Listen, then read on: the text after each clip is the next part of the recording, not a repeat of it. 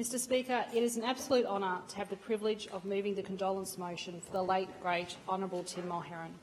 Can I acknowledge the presence in the gallery of Tim's wife Erin and his sons Declan, Liam and Rory. Welcome to the Queensland Parliament. Here. Three of Tim's brothers are here today, Martin, Grattan and his spouse Kerry, and Brendan and his spouse Kim. Unfortunately, Patrick and Jared can't be here, but they're with us in spirit. His sister, Catherine Ellard, is here. Welcome.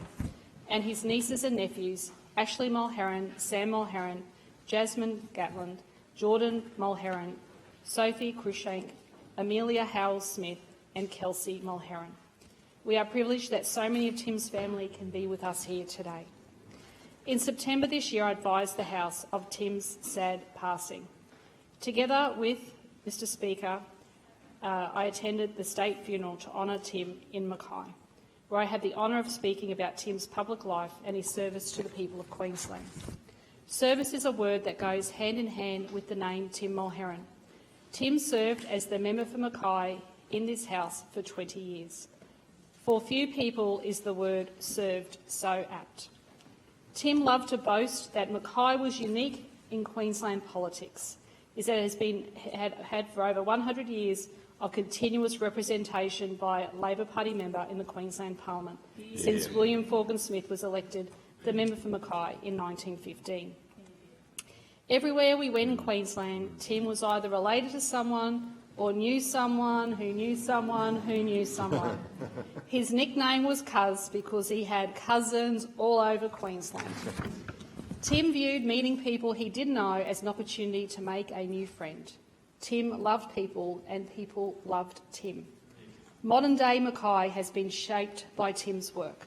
He delivered significant projects for the Mackay region: Blue Water Quay, Blue Water Lagoon, the Forgan Bridge replacement, Edmund Casey Bridge, Mackay Entertainment and Convention Centre, Mackay Showgrounds redevelopment, Botanical Gardens and the Mackay Base Hospital rebuild.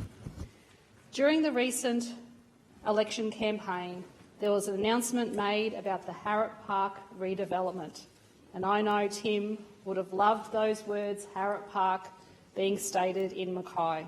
It'll be a lasting legacy to him and his community. He helped build the new police station in Sydney Street and establish the Central Queensland University campus in Mackay. He kept Mackay's roads and bridges modern to improve safety and the supply chain, and he played an important role in the Mackay Ring Road Stage 1. After the Mackay 2008 flood, which encroached into the hospital, he was determined to rebuild and modernise the facility, which we all benefit from today. Mr Speaker, Tim was also an authentic ally of Indigenous Queensland. He enjoyed participating in learning circles with the Lockhart River community and even cooked fresh fish curry for the community on several occasions. Although Tim had to forego curry following a harrowing incident in Charleville, when he went to dinner at the home of the former Mayor of Murwah Shire, Mark O'Brien. Mark had 19 people over for dinner of Indian and Thai curries, which Mark proudly cooked himself. And the former member for Southport, Peter Lawler, was also there. Tim asked if he could grab Mark and immediately come into the kitchen. This caused a sense of anticipation for Mark because he thought Tim was about to announce some further funding for Charleville. Tim lifted his shirt and asked him to look at his stomach, which was bright red in colour. Mark was alarmed. He rang his friend, the local GP tester, who said there wasn't time for him to get there as it was an anaphylactic reaction, and told Mark to take Tim to hospital as a matter of urgency. Tim luckily pulled through, although everyone was a little concerned for quite a few hours. By 11 p.m, Tim was feeling okay and asked Mark to ring Erin and tell her that everything was under control. Erin must have been used to Tim's stories because she took it all in her stride. But thereafter, Tim always took the opportunity to explain to everyone he met why he was not eating curry. Tim was an old-school politician in the mould of Chifley and Curtin. He was smart and he knew that good policy was essential to beneficial economic change. It was therefore no surprise when he was appointed Minister for Primary Industries and Fisheries, a portfolio that he was eminently suited to. In 2009, the portfolio changed to rural and regional economies. This was a portfolio that combined Tim's two abiding interests, rural and regional Queensland and the economy. Then in 2011, it changed again to Minister for Agriculture, Food and Regional Economies. His interest in those things never waned. In the last text message that Tim sent me just a few days before he passed, he had advice to me. He said, and I quote, "After I got the news today, and being a super optimist, I went and bought a new sports coat. Keep up the good work. P.S. You might want to look at Trade Investment Queensland and see how many investments they have been able to attract into regional Queensland." End of quote. Tim's style as a minister was low-key, and his great skill was in being a good listener. He used learning circles to harness knowledge and include stakeholders in decision-making. Tim was both an old soul and a modern and progressive thinker. He was a very, very smart policy analyst, and he was an incredibly deep thinker. Everyone who worked with Tim admired his policy and analytical skills and were impressed by his passion for policy-based economic reform and his understanding of wealth creation and agribusiness. One of Tim's real attributes was his inquisitiveness. He thirsted for knowledge and read widely. This was evident in his passion for research and development within his portfolio. Tim was the Deputy Leader of the Opposition, my deputy, from 2012 until the 31st of March 2015. These were 3 pretty tough years. In fact, they were the toughest. And Tim was such a great deputy. He was fiercely loyal. And I can remember sitting there, where now the member for where the Leader of the Opposition sits, and Tim was sitting next to me. And after the first week of the opening of Parliament, Mr Speaker, you might recall, we had our first question time. And during that question time, Tim leant over to me and whispered, "We better have skin thicker than rhinos because this is going to be a really, really long 3 years." And I might say to the Leader of the Opposition, if you think 3 years is long, you've got 4. But in all, Tim was such a hard worker. And when we were reduced down to 7, if it wasn't for Tim, we would not have been able to survive, I don't think, in this House. Because when we lost so many ministers and so much corporate knowledge and history, Tim had an encyclopedia of telephone contacts. And he would be on the phone ringing people, trying to track down information to get the most up-to-date information, or check with former colleagues whether what was being said in Parliament was true or not. And he worked incredibly hard during those years, and incredibly late nights, and did more than any single member of this Parliament would do today, because he carried multiple portfolios, he ran to multiple estimates and travelled the length and breadth of Queensland with a team of 7, and he will always be remembered in history for the work that he did during those years.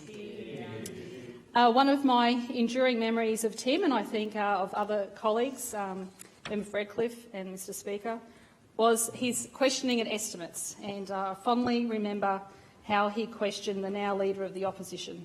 I've described him as the Atticus Finch of the Queensland Parliament, gentle, dedicated, respectful, but with unshakable principles. And I often think if Tim hadn't chosen a parliamentary career and had the opportunity to pursue law, he could have perhaps been a Supreme Court judge. He was incredible with his cross-examination. He had a considered way of approaching things. He laid the basis for his questioning through solid groundwork, then cut to the chase, taking many ministers off guard, and no one ever got the upper hand by underestimating Tim during those years. He was also a steadying influence in the office and was generous with his advice. The whole office became like a family.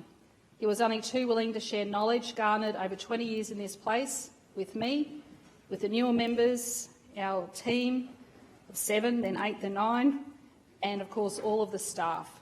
He did ban Ian Hutchin from driving anywhere in Queensland. And he was a great mentor for Tim Lindley and Donna O'Donoghue, who are still with me to this day. The thing that struck me most about Tim was his love for his family. His family were at the centre of his very being. He absolutely adored Erin and had a great respect for her mother, Rose.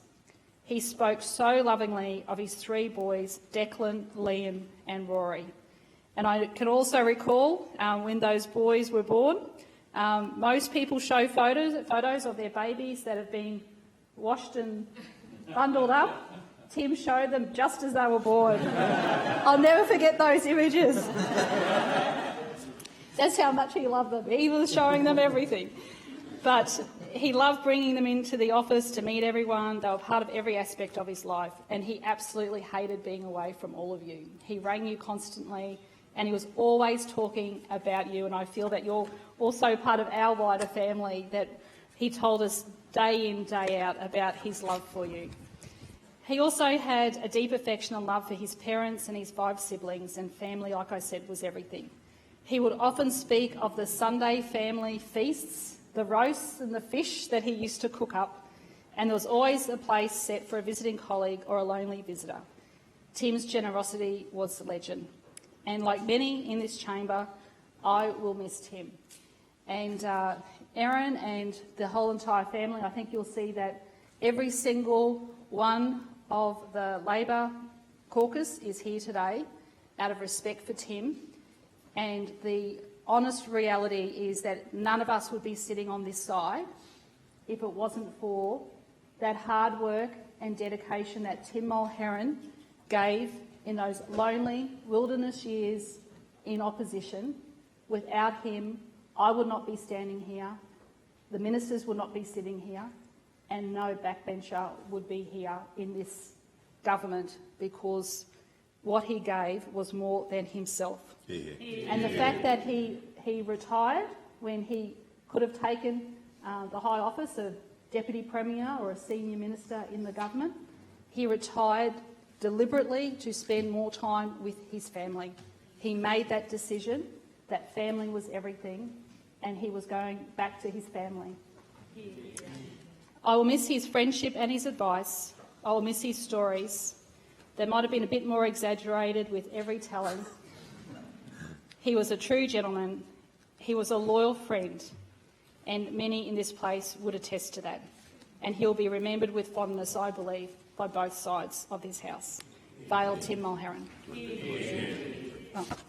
I move that this House desires to place on record its appreciation of the services rendered to this state by the late the Honourable Timothy Sean Mulherin, a former Member of Parliament of Queensland and Minister of the Crown, and 2, that Mr Speaker be requested to convey to the families of the deceased gentleman the above resolution, together with an expression of the sympathy and sorrow of the members of the Parliament of Queensland in the loss that they have sustained. Honourable members, will you please indicate your agreement by standing in silence for 1 minute.